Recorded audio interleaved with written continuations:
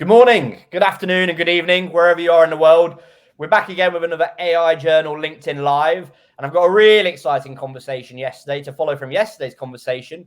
And want to bring in two amazing people, Doug Brown and Tiraf Verdi. And today we're going to be looking at various topics. So we're going to be looking at the topic of data, which I know is quite broad, and we're really going to be narrowing down into how it's used. We're going to be looking at topics from data democratization, which I'm really keen on, the ethics, how you can use different pieces of data for your business. And we've got a great book here, Data Alchemy. So anyone that is watching and referring to this, I suggest you go get a copy of the book. And we're going to be diving into topics that are introduced in this book today. But before I get carried too far away, Tiraf and Doug, would you mind giving a quick introduction? And maybe Tiraf will come to you first, just on what your story is, what your background's been, and what's led you to where you are in your journey today. Yeah, well, with me, I'm a geek through and through, and I've been one all my life. My first degree was in physics, master's in medicine, immunology, and I have a PhD in mathematics. And it's been an easy journey. And about 7 years ago, I decided that I was going to conquer the financial markets. I didn't. But the point was that we were beginning to apply deep learning. We were trying to use all the data that was available and so on. And to my surprise, it wasn't really yielding the sort of things I wanted it to yield. So we started working with spiking neural nets, and lo and behold, somebody got interested and bought my algorithms out. And then I joined Capita as the director for artificial intelligence, and it's been an interesting journey, with Doug, who heads up the entire division. So in that time, I've ended up being on the parliamentary committees for AI, for blockchain. I've ended up writing some of the strategy for the Scottish government for AI, and I've got a couple of books out. And I carry on trying to extend the horizon in which we see AI, because I tend to relate AI to natural intelligence. So that ends up informing me about all things to do with ethics and data and how we see the world. So that's the world I come from. I love it. It's amazing. What about yourself, Doug? Fantastic. Hello. Hi, Tom. Hello, everybody, wherever you are. Great to be able to be with you today. I'm Doug Brown. I'm the Chief Data Scientist for Capita. I guess my story is really all about connections more than anything else. Absolutely fascinated by the way that data can be used for good, as data is a currency in its own right. And having worked for a number of the top four, so through from IBM, PwC, EY, ran 2 or 3 of my own data startups, and now at Capita currently. It's really all about what's the connection? How do people connect, citizens and consumers, and how can we use data for good?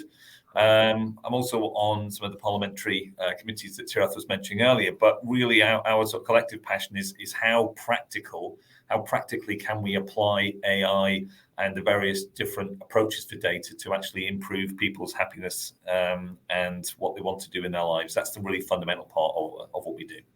Yeah, absolutely love it. You're both coming from the same angle of what I love, which is why we exist, education and understanding it and being able to enable companies to do better and do more. So I really love it. I'm really excited for the audience to learn from you today. And just a quick note to anyone watching, either now or on the recording, if you can just drop in a question and we'll try and get it answered either in this session or afterwards for Doug and Tiraf, because I've got my own set of questions. But of course, I know we're limited on time and want to make sure that we can give the most value to you. So I'd love to start with the first point, which is Data Alchemy. It's the title of your book. It's a great title. I love it because alchemy just interests me, the word. I don't know. It feels like it has so much to it. Where did it come from? I don't know. Tiraf or Doug, who wants to take it? Because I'd love to know, what does the title of that book mean? Do you want to take this one, Doug? Yeah, sure. I'll take it. If you look at alchemy in itself is an ever-present term, and its use throughout history. Really, you'll see in the book it goes back to pre-Roman and Greek times, all the way through to the actual Enlightenment and the actual Renaissance, and indeed it's all around us already. There are a number of other current culture, whether it's Harry Potter or whether it's various different books on the subject. It's an ever present, and the reason why we've chose it is because it's a process. The ability to take different base materials, the ability to actually mix them together or blend them to create something of value is really why we've chosen that term, because data in itself, everybody talks about it being the new oil, and it's the usual sort of stuff that gets trotted out a little bit about that, and it's toxic and you got to store it properly. That's fine, and we get that, but really it's much more than that, because it's actually part of the way that we actually connect as humans. And alchemy, as you've seen as processes go through, there's been various other philosophers and practitioners who have tried and indeed failed on many occasions to be able to create that new value, the new alchemy. And we've based it on the fact that it's actually data exchange and the ability for that data to create new connections within society, both for consumers and for citizens. I don't know if there's anything you want to add on that, Tirath. Yeah, I do. I think the reason I think the data alchemy title hangs so well off the book is that traditionally we've seen data as something that's logical, that's mathematical, that's rational. And we know many of the decisions we end up making in the real world are not logical and mathematical and rational. The reason you fall in love is not logical or rational or mathematical. So there are aspects to intelligence that are not in that domain. And really, to make the most out of data, there are aspects to that data that we just haven't really got a handle on. The smells, the feeling, the heartstrings, and so on. So it's bringing all these things together to make AI compete with a human. And we can only compete with a human if we have all the intelligent senses of a human, hence alchemy. I love it. That's a great way of saying it. And I don't know why it triggered my mind, because that's a great point you made, Tirath, and Doug, you made some great points as well. But while it's top of mind, you said that people don't make, or they make logical decisions. It's not always data-driven decisions. And I don't know if anyone's seen it, if either of you have seen it, but the Inside Bill Gates' Brain, the TV series that's on Netflix, is a limited series. And it makes me laugh because you mentioned you just go into a relationship, which is right. And apparently when Melinda Gates and Bill Gates had written up a pros and cons list and done a proper matrix analysis of, and you can just see how some people are so data-driven, but other people are logically driven. And it's that important kind of mix between them. So I think it's really, really interesting area. I don't know why that triggered that thinking, but it's it does make me think that people aren't always looking at data as well as they should be, and they aren't always considering what the factors that might mean further down the line, which is what I see quite a problem with businesses sometimes. Yeah, no, totally agree with you, Alan. And I think, sorry, Tom. The book itself goes through a number of steps to try to demystify it, to try to sort of say where we can apply it, to try to say where it'll be applied in the next few years, and also horizon scanning. There are some pretty awesome things about making statements about intelligence, saying, intelligence actually informs natural selection. Now, you won't find that statement elsewhere, but to sort of say that intelligence itself is affecting natural selection, that's putting the cart before the horse in many ways, but that's really what we found. Yeah, love it. If we were to look at this, then Doug, I want to come to you with this question, and then Tirath, we can come to you afterwards. Why do you think the businesses of today should be using AI and data? Because there's a lot around it, and there's a lot of things like I see through the AI journal and through companies that we deal with.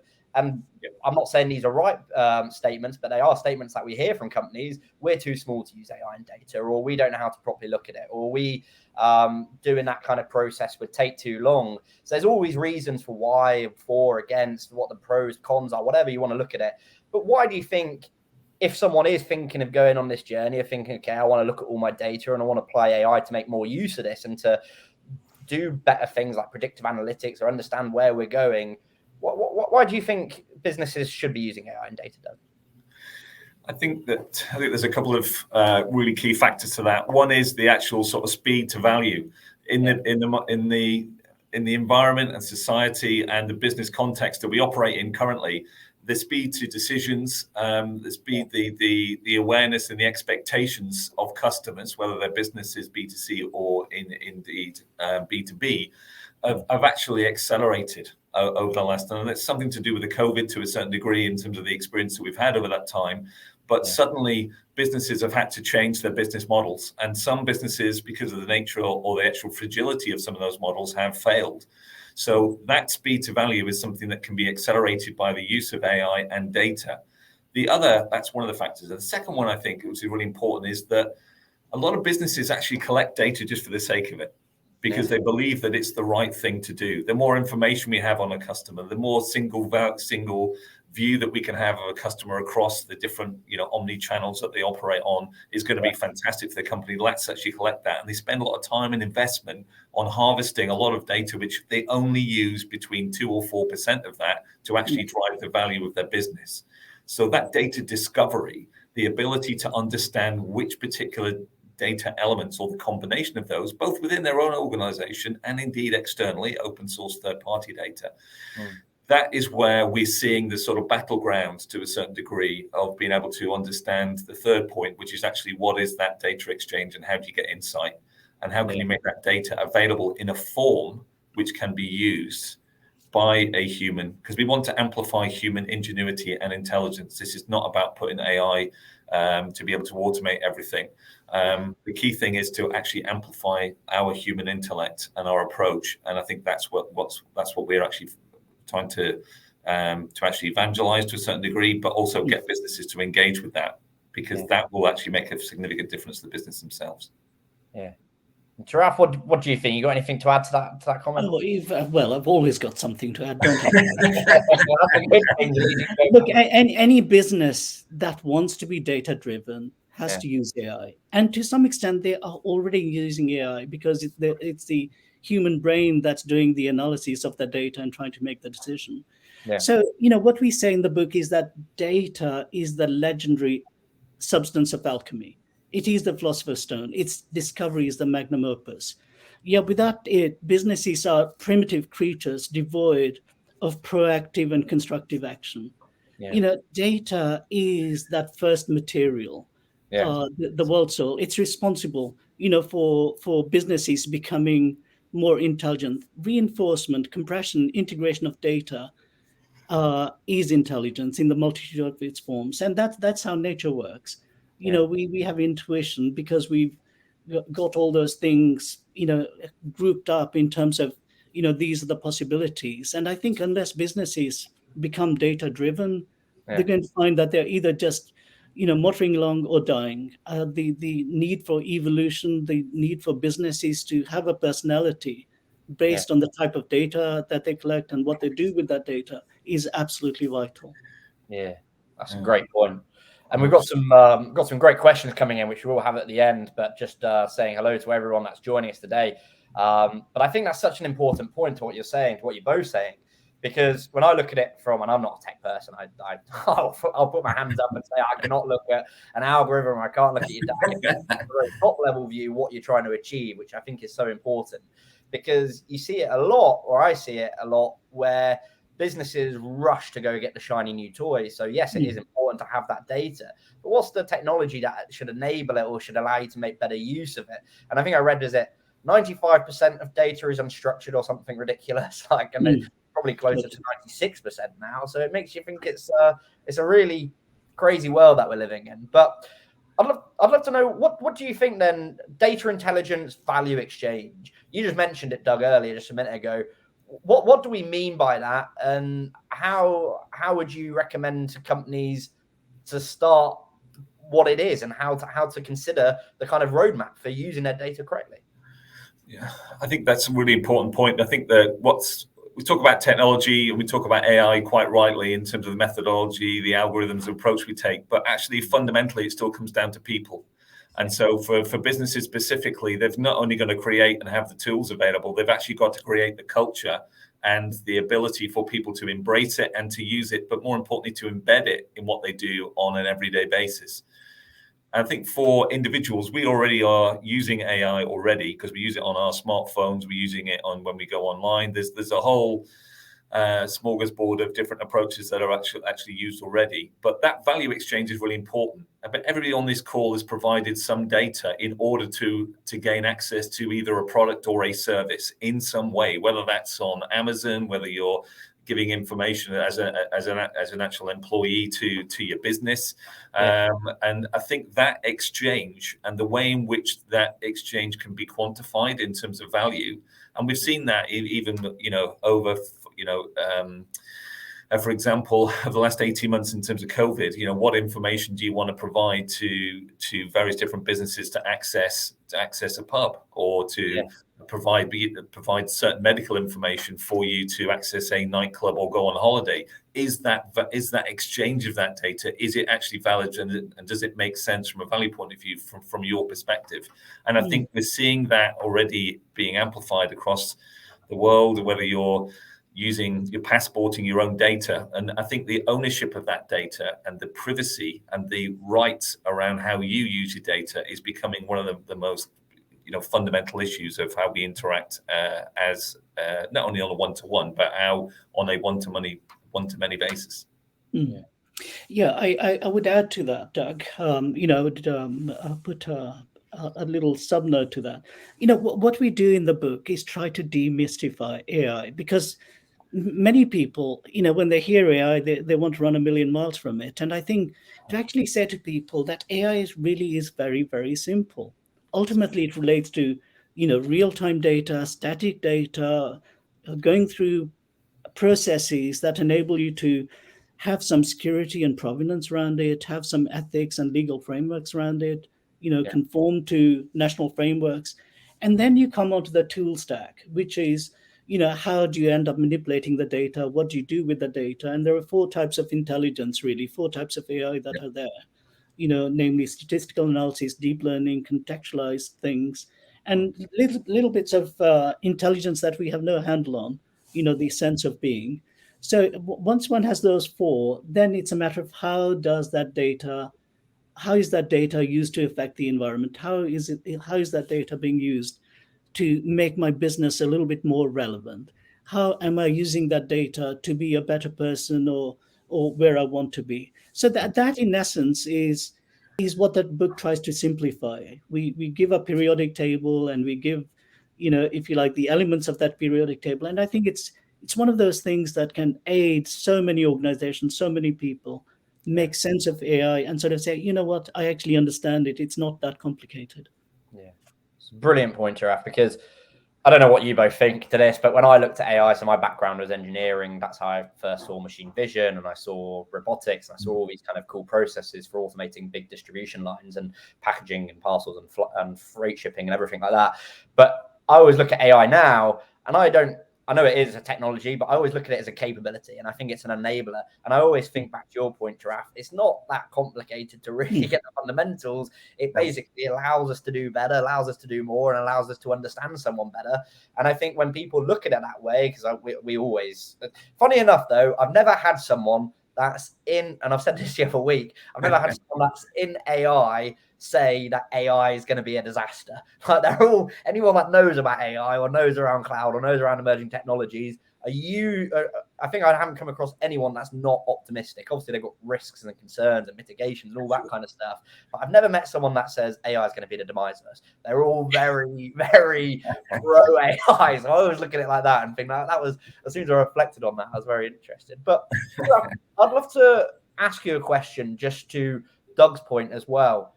Data being exchanged. Doug, you made a great point on how we exchange it and how we've got to think around it on a commercial, local, one-to-one basis, whatever it is, B2B, B2C.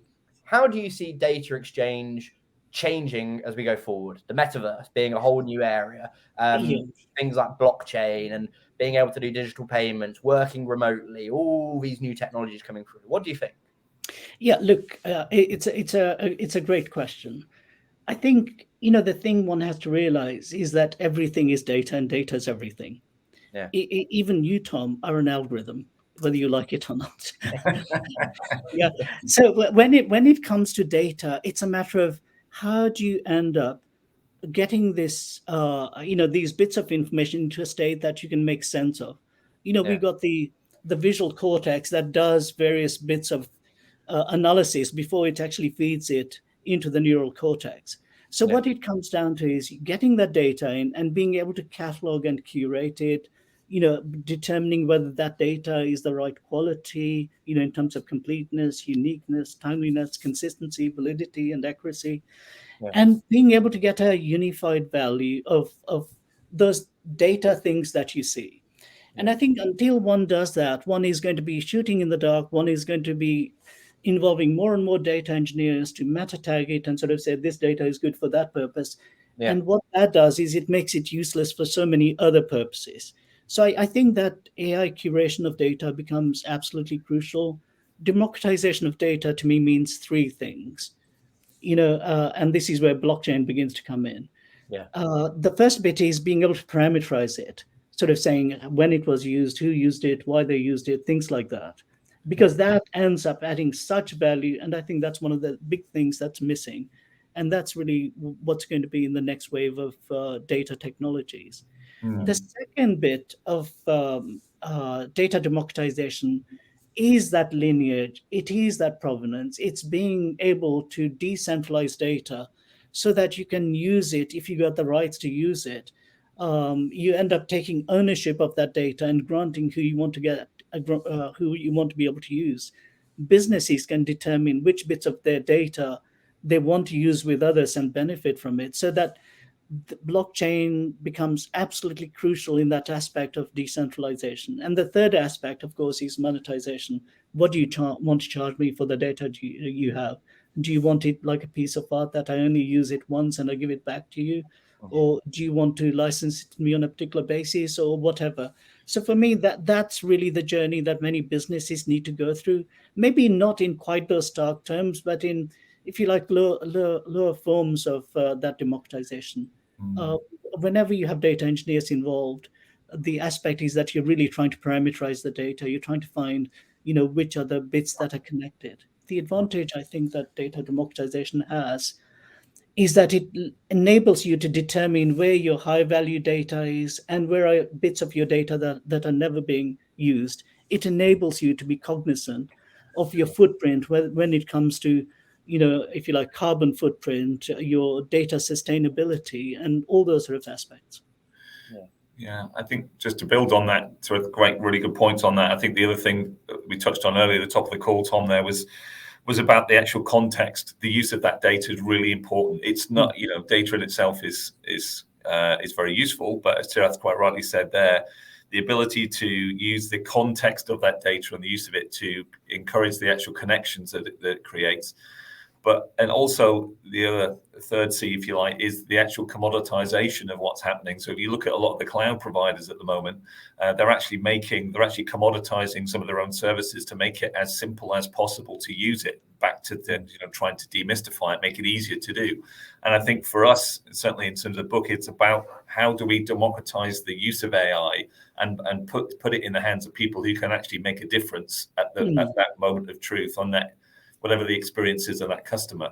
And I think that is really, really important, is to actually simplify it, but also make it available so people can use it in a controlled way to encourage trust, to manage the privacy, but also to make sure that monetization or whether it's tangible or intangible, could be currency, it could be the social good, for example. The ability to create that marketplace and the ability to start to own and use your own data to drive your own causes is where we think the battlefield is going to be over the next few years. And the actual move to the metaverse is only going to accelerate that. No, I totally agree with you there, Doug. I think, look, data is leading to every network being connected, linking users and applications and ecosystems across a blockchain network, using multiple trust layers to facilitate interaction and value creation. For many businesses that are undertaking this digital journey, there are significant data, technology, and people challenges, and they need to address all these. And it's where the book goes in terms of trying to address some of these issues. Yeah, I love it.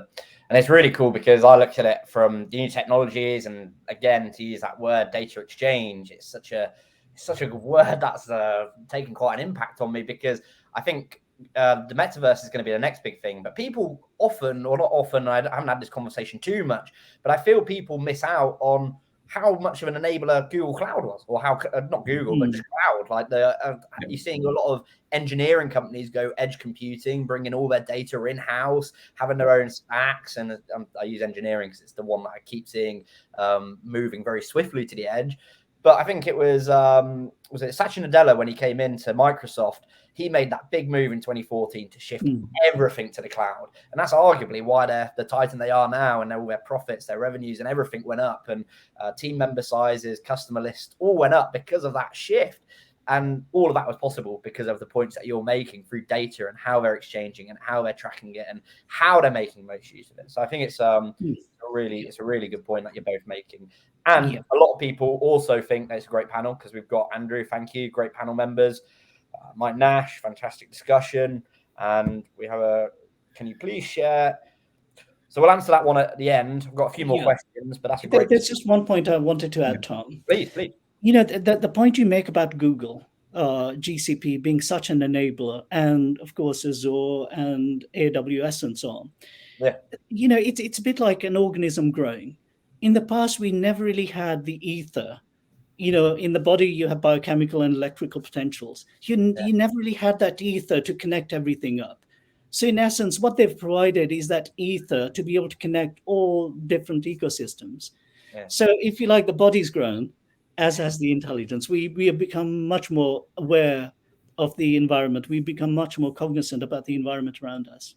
Yeah, love it. I think that's true. And I think the link, you mentioned it, Jonathan, you're absolutely right. I think the link between the virtual and the real world is becoming blurred. Just as we've seen it over COVID, the actual sort of the overall conflation of both your sort of professional and your personal life, you know, where you're at home, but you're actually working from home often, but the blend of that professional and personal, we're seeing that's already becoming something that we've got used to. But I do think that sort of virtual and the actual reality of the world coming together is that bridge between the two is going to be where, if certainly on the next horizon or so, is going to be very, very interesting. We're already seeing it because the technology 5G now is beginning to actually drive that we can actually experience it in our lives wherever we are. And so that has created fantastic business opportunities. But I think what's also interesting is you're talking about some of the cloud providers, what they're really, and we work with all of them, what they're really looking for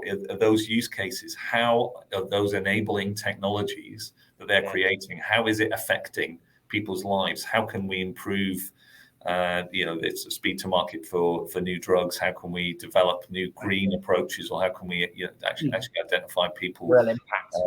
Have a real social impact is really key. Sorry, Terry. Yeah, that point you make, Doug, about virtualization is absolutely crucial one. You know, we know the impact the metaverse and multiverses are going to have. You know, I hate to be promoting anything, but I'm working on a new book called Virtualizing Humans, The Birth of a New Consciousness. Nice. We're going to become more and more virtualized. And, you know, as Doug says, you know, we've already seen that. And where the book goes towards tackling that is to sort of say, what are those big technologies that are on the horizon? Being able to generate hypotheses, you know, millions of them, far faster than humans can. Being able to generate synthetic counterfactual data so we can hypothesize scenarios and, you know, be more proactive. You know, do, if you like, manifold learning, where we are learning from one scenario and applying it to another. And then we have this thing about democratizing data where, you know, you're connected to everybody in the ether. You almost end up becoming telepathic because the data is there. It's just that we've never had the ability to consume that and analyze that at speed. Machines will enable us to do that. So that virtualization, the fact that the virtual environment is going to be far richer in terms of its economic value, in terms of its social value, in terms of its political value. You know, that is really what's around the horizon. Every metaverse having a different political and social and monetary ecosystem where you go in and you obey those rules. You know, I don't think we'll want to come out in the real world ever again. Stuck in there for years upon end. It'll be like Inception, where they don't want to come out of the dream or something. Exactly. Absolutely. Yeah. It's a great point as well, because I just want to ask, looking at it from your point, Doug, and Traf, you followed on from it brilliantly. with these new areas, so digital and keeping it here, and I think it was it's Unity that are building a digital twin of the entire world. So God knows what that's going to look like, because you've got so many complex situations and so many different variations. And I think even the world's superpower quantum computer would struggle to digest all of that. But it's a very exciting initiative because it shows what's possible. And obviously, to your points, very big impact to predict what's going to happen and how it's going to happen. But that does raise the question, and it keeps getting raised. And people ask me, is ethics still going to be around in 100 years? I say, yeah, and it'll be around in 1,000 years. No matter how advanced we get, it will be the thing that never goes away. It's are we doing the right thing? We're thinking about those topics that all three of us have discussed, and you both have greatly touched on.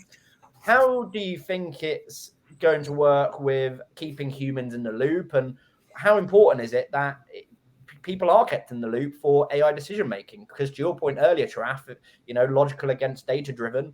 How do we think that changes? Doug, maybe start with you and then come to Taraf.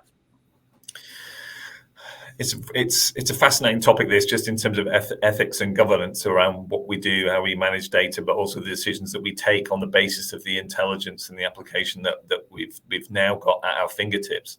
Yeah. I think if you look across, and the book touches on it in terms of alchemy, you can see that the fact that the governance and indeed the legal framework are always behind in terms of the innovation and the possibilities that either new innovation breakthroughs, but also more importantly in these days, in modern times, the development and application of data, it's just huge. We're seeing it, whether it's looking at the information coming out of Ukraine, whether we're looking at fake news in terms of the various different events that we've had that will influence not just in terms of country, but trans boundaries. So really, I think we can probably say that the actual current governance framework and legal framework is inadequate for the application and what we're using at the moment. And to be honest, it will always be so.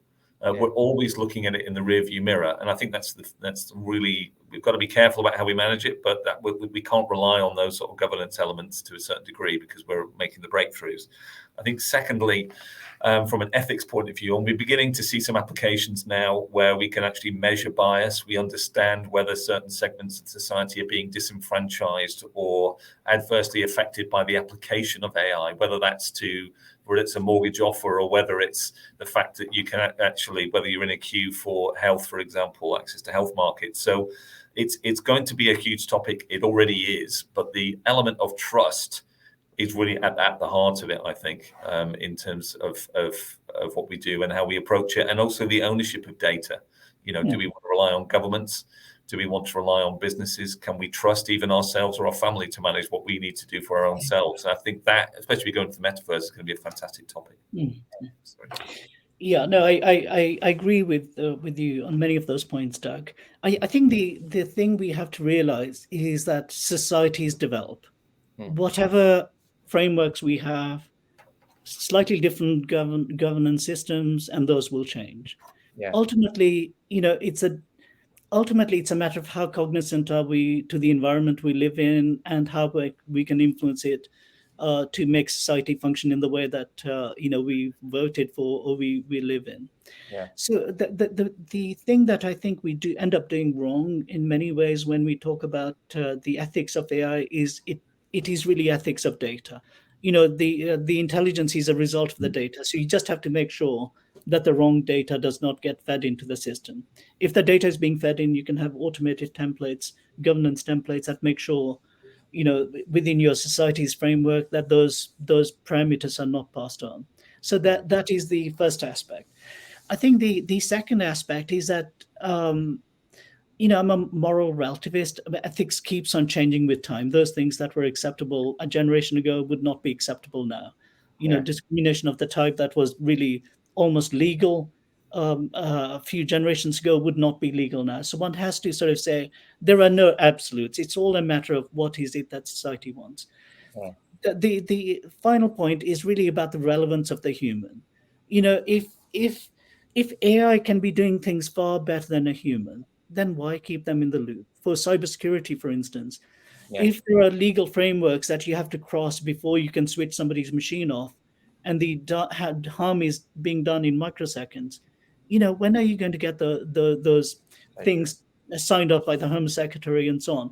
So And also, if there are millions of people being killed by people drivers, and you get one person being killed because of an error in AI, who's doing worse? That one error in AI that's probably saved a million, or those million people that have died because of human error? So I think we haven't really got many of those debates quite right. And I do feel that in many ways, whether it's European legislation or national legislation here, we are headed in the wrong direction. Yeah, it's an interesting point, because if you look at air travel, planes and airplanes, the amount of planes that take off on a daily basis and they never go down, or there's never really any tragedies compared to driving. And I mean, it's quite, I'm not going to stick on this, but it shows you what the power of looking from automating things, and the power of companies coming through autonomous vehicles and all through these areas. And obviously the amount of data that's having to process and learn, whether you're using neural networks or using some other form of technology to understand all that. It's mind blowing. Like, you've really touched on some great points that got me thinking how to. But that's the key thing, right? And I think you mention it in this book with data alchemy. It's the impact it can have, and making sure that people can see the real results at the end. So it's not just collecting data for the sake of collecting data, or having it just for the sake of having it. It's really, well, what can you do for it to add value and to help people and do things, which I think is a great point. And I think that's why, personally, at the moment, I think a human in the loop should be in there, because they need, we're in our infancy. People say, oh yeah, well, we're how long's AI been around? What was it, 1952 or something, with Turing, and the first AI was incepted. How long's the world been around? Billions of years. So I think we're in a very early inception of what, and it's only recently picked up with the scale of it. And I think it's a very important point. So I really appreciate that with a comment. Yeah, it's a great point you make, Tom, which is that AI has only been around, let's say, since trying to take down missiles, with machine guns and so on, automated sort of things. And that humans have, natural intelligence has been around for 4 billion years, possibly.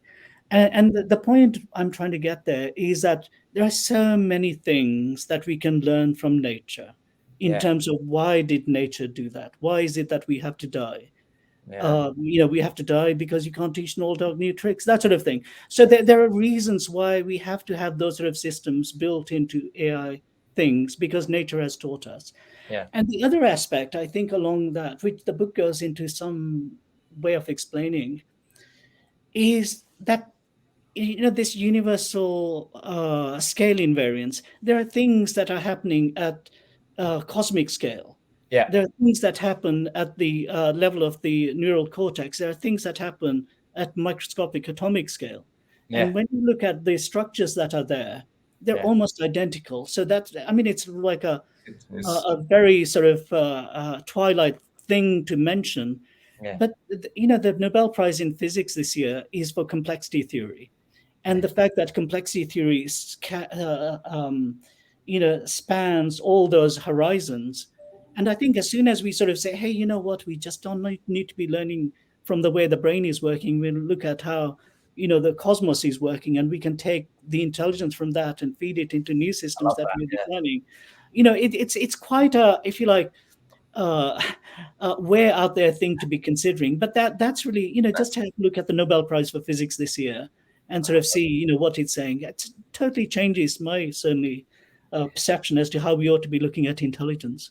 And I think that's such a good point. And I think it comes out strongly in a book about the natural intelligence and the artificial intelligence, how they can both learn from each other. And actually, this sort of story of human data and AI is one that invites us to consider a world where our intelligence is not the only one, and the possibility for intelligence are more than human, and the ability for the technology to be able to improve and advance the pace at which we're understanding the biological limitations of how we make decisions. And then how do we apply some of the new tech that's being created as we are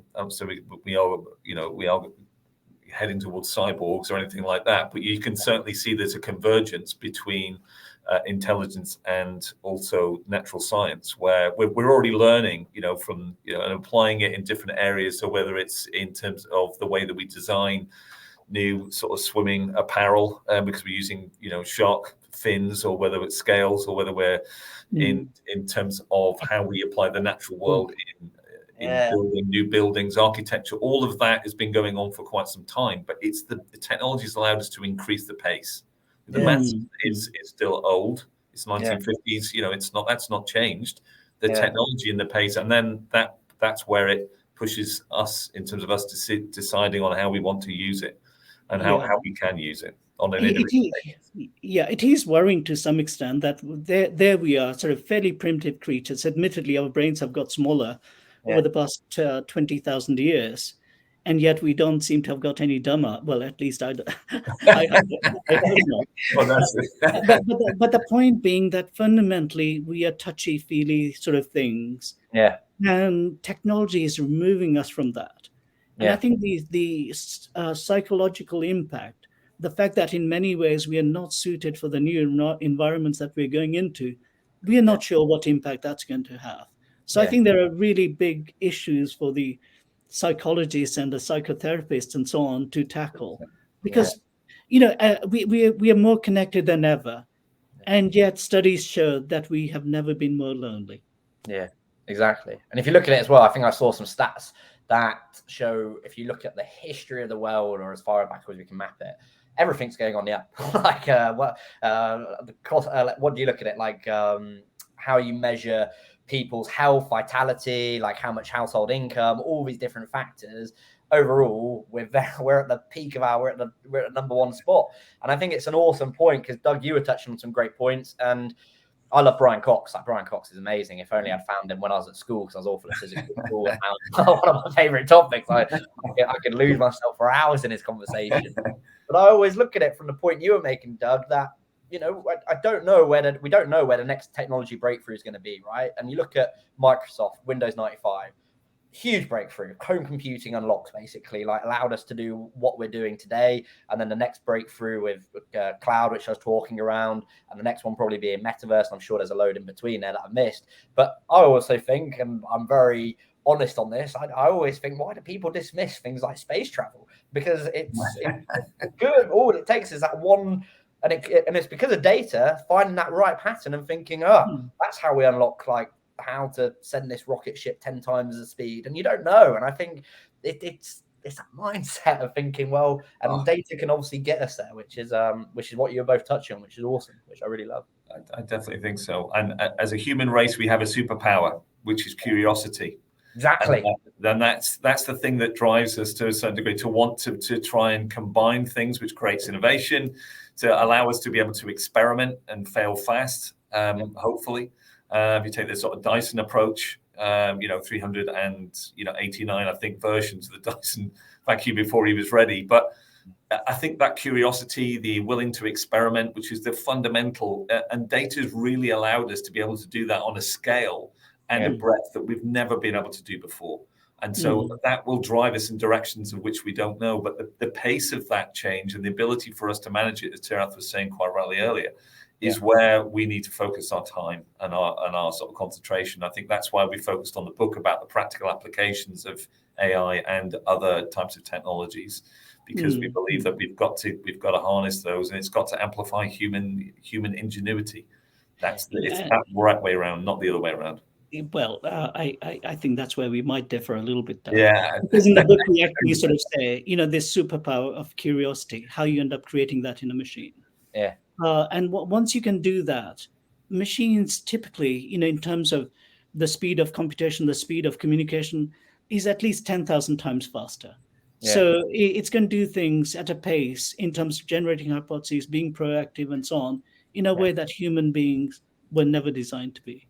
Yeah, that's a great point, because I really appreciate both your time. I know we're coming towards a limit, but we do have a lot of questions, or a fair number of questions that are coming through.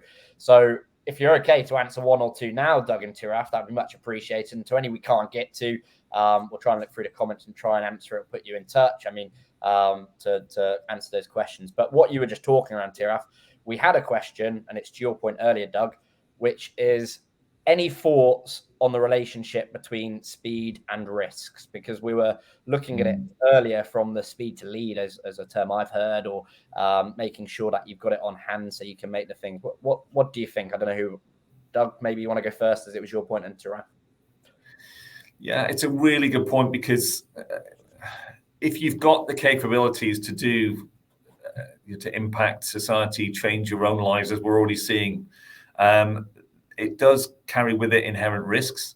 But I think it's the way in which those risks are calibrated and the trade-offs and the compromises that you need to make. If we can understand those, if we can actually bake them into how we apply and consume the insights and intelligence, that the technology that actually applies it, then that's where we're going to win. That's where I think the edge is in terms of this. We've got edge computing, but I think it's that balance between the use of it and understanding the impact of how we're actually trying to apply that technology. And it's not a science, it's an art. And with that comes problems and pitfalls. But I think the key thing is, in terms of when you're doing your design or your prototyping or your building, those risks have to be considered as part of the embedded future design from day one. Yeah, it will evolve over the usage of it as the product evolves and how people actually start to use it in ways which we'll never thought of. But at least if you're considering it from day one, it makes it a lot easier, and to try and minimize some of the adverse risks that may be associated with the adoption and use of technology. Yeah, no, I would agree with that, Doug. I think here again, we have to take parallels from nature. Why does nature take a number of generations for a particular species to die out? Because the environment may go back to what it was and so on. So one has to, balance that risk against speed. And I think there has to be a moderation of the speed of some of the development, because we just do not know the consequences. So I think that aspect really needs to be built into any framework. But, because we live in such a competitive world, the big tech companies will always be doing things at a far faster pace than I think much of society can stand. And I think there are, of course, inherent risks. And we've seen so many headlines related to certain things appearing, which people have had to go back on. Yeah. And that may lead to certain people or elements of society we touched on earlier, Tom. I think Terath made the point as well, is that certain communities will be disenfranchised because they don't either have the capability or access to that. And there are various different research out there to say that there will be an actual divergence within society based on people who understand and can use tech and others that will not. And we've got to be really careful. And that's the balance between the speed and risk. Is not to disenfranchise society for the advancement of technology and data for the sake of it. Yeah, not just running headfirst in and thinking that's the right route. So really taking a step back and looking at I always call it a roadmap. What do you want to achieve? Where do you want to go? Almost KPI and measure it and think what's working, what's not, which is a great point. I've got one more question. So after this, any other questions we'll have to go to in the comments, but people saying, excellent, thank you, great conversation. So really appreciate it. And again, Terath and Doug, but we've got this question here, and it might be too much. So if you have any resources, or if you can follow it and Mike afterwards, it would be great. So I know we've got time, but given the increased volume of data from various platforms, does the panel think the management of this data and extracting value with AI going to be key in the future? Also, have you got any strategies to manage this tidal wave? Great question. Yeah, no, I mean, Doug, it's an obvious answer. We're actually working with a number of tech companies to try to build up a platform that can ingest this data at speed, whether it's static, whether it's real-time data, and to be able to parameterize it. That's really one of the companies that myself and Doug are working on. So to be able to absorb any amount of data, to be able to democratize it, and then to be able to exchange it. There are lots of data exchanges out there, but they don't really do it that well, which is why that much of that data just sits in silos. So we are trying to create something that enables us to move in that direction. Mike? I think it's such a great question. And I think it does come down to the way in which you can connect data, because as Terath was quite rightly saying at the beginning, trying to curate and look at lineage to look at the connections, or even connections in the context, is really important. And so the ability to explore, the ability to aggregate different types of unstructured data, but to make it relevant to the context and the question of what you're looking for. That's why the sort of move to digital twins and trying to replicate what's already within businesses all the world is a great attribute, but we don't want to stay still. We don't want to copy what we've already got. What we're interested in is, what does that mean and how can we use it for good? And I think that is really where the sort of frontier is in terms of the next stage in terms of how we apply data for good. Yeah. Awesome. I love it. I really appreciate it. And I mean, I feel like there's a lot of things in my head I'd still want to ask you. So we'll definitely have to do this again between us, Tiraf and Doug. It's been a great way to spend a Friday morning. I'm definitely going in a lot happier to my weekend now because I've learned a lot on this call today, and I really appreciate you taking the time. We've got some questions like where can we find the book, and we'll put the links in the comments. And just finally, before we do finish, Doug, Tiraf, where can people find you if they want to reach out to you, whether with Capita or with your own profile? How can they get in touch with you? Well, we'll send you a link, I think, where people can reach us. And also what we can do is if people do then contact us, we can give them a set of resources that we think will set them off on the right path. Like we were saying, AI is simple. It's just a matter of people making it consumable. Yeah, exactly. Absolutely. And we certainly appreciate the opportunity to chat to you today. And thank you, Tom, for giving us the opportunity of comparing so well. But we really appreciate everybody's questions as well. It's such a fascinating topic, I think, and it affects us all in different ways. But we really appreciate your comments and your time, because that's the most important thing that you can exchange. You can buy lots of goods, but you can't get your time back. So we really appreciate it. Thank you. Yeah, really appreciate it. And to everyone watching, massive thank you. And anyone watching the recording, Tiraf D and Doug Brown, brilliant interview. You can get yourself a copy of this book, Data Alchemy, which I highly recommend. Just from the conversation that we've had today, learn a lot, and look forward to seeing you all at the next LinkedIn Live that we'll be doing in the next couple of days. So looking forward to it. Doug, Tiraf, thank you again. And to everyone, have a great Friday and a brilliant weekend. Thank you. Thank you, guys.